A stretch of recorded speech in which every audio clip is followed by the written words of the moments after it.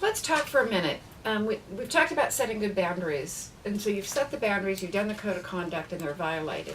And you make a choice not to speak up, but to get angry or to bury it or whatever you choose to do. Why do we make that choice? Think back on when you've had your boundaries violated and you chose just to suck it up. Why did you do it?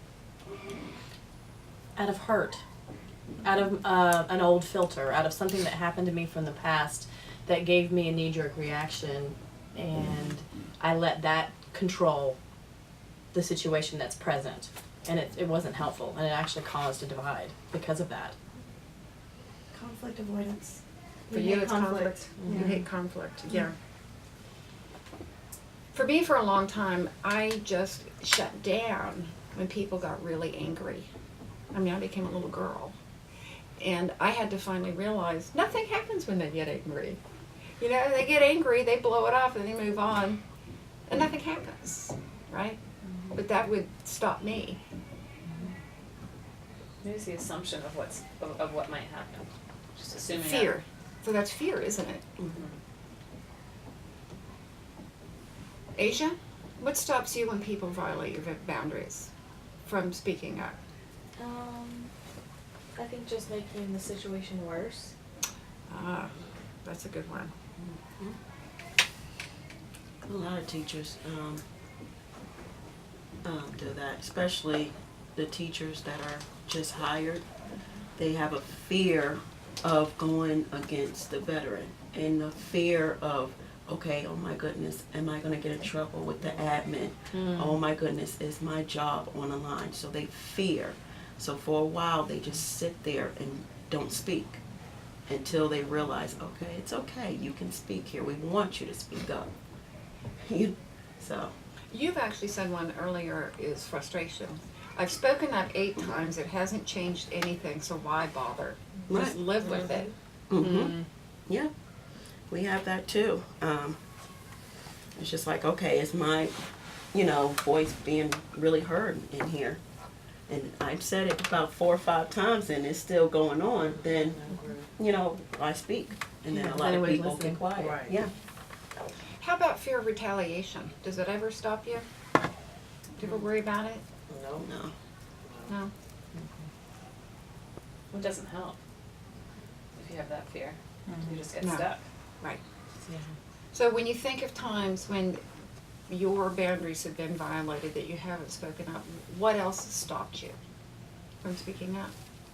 A lot of times it's just, I don't really want to spend that much time on something so small. I feel like my energy should be going to the classroom and the children. So you prioritize it. Yeah, so this is a very small issue. I have to pick my battles. Pick your Exactly. battles. Pick your battles. That's actually a chapter in the book. Pick your battles. Not everything is worth fighting. Mine's a little different. Mine is just like my personality, knowing that if I react, like if I speak up in this moment, I might react emotionally. And I would rather be quiet and draw back. Yeah, exactly. Right. Process for a little bit, analyze for a little bit, and decide, is this something that's worth talking about? Am I reacting the right way before I speak up? Otherwise, it's just I kind do of that a explosion. lot. That's how I just release my anger. Just stay quiet. And it kind of, the level goes down. Now I can reason and to see if I need to talk to this person or not. Yeah, I do. Because it's not good, it's not effective when you talk keep when it- the feelings take over. Exactly. Right. You have to Right. digest Right. the Right. situation. Well, for me, She looks at me and go ahead. when times when I don't speak, sometimes I don't speak up, just because I know the wrong things might come out. Oh. So I just leave it alone. But trust me, I'm gonna come back to it. But I have to You have to process. I have to process it and work on my wording before it comes out. You've gotten really good with that.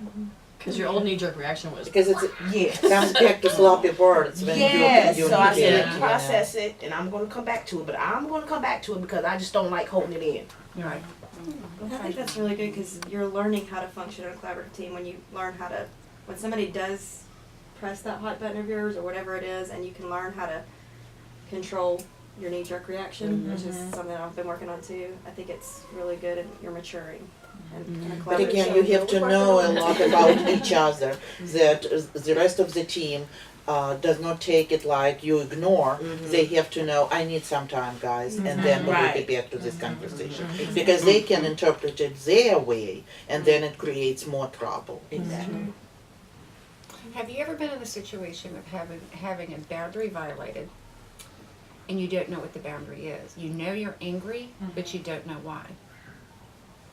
You've been hooked twice. I had that before we left, actually, on Thanksgiving break. And I felt like the team was about to go on break and feel like, oh, great, everything's not really working well. And I felt like I needed to address it before we leave. And I had a discussion with a team member, and I said, do I address this now? Or do we go have Thanksgiving dinner and enjoy and come back?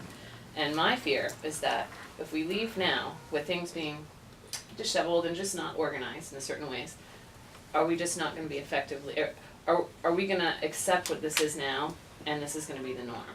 And in my mind, I don't want it to be that way for certain things going on in the room. So I brought it up, and I brought it up knowing that I was emotional about it. I said, this might come from left field, but I'm going to bring it out now because I need to bring it up before I leave. And I expressed what things are disorganized, we're not following up on this and that and the other, and it was just a lot. There's probably a list of 8 things, and but it wasn't overwhelming. And I have to say, 5 minutes later, people started doing what they were supposed to do at 2:00 and 2:30, and this and that and the other. And it was frustrating to see that type of reaction makes people move. I wasn't angry, and I expressed that, but I'm speaking passionately right now, and I let them know that this is very important to me, and it should be important to us. And I would like us to reflect when we go home. What is our job here in the classroom? Please come back and let's be better.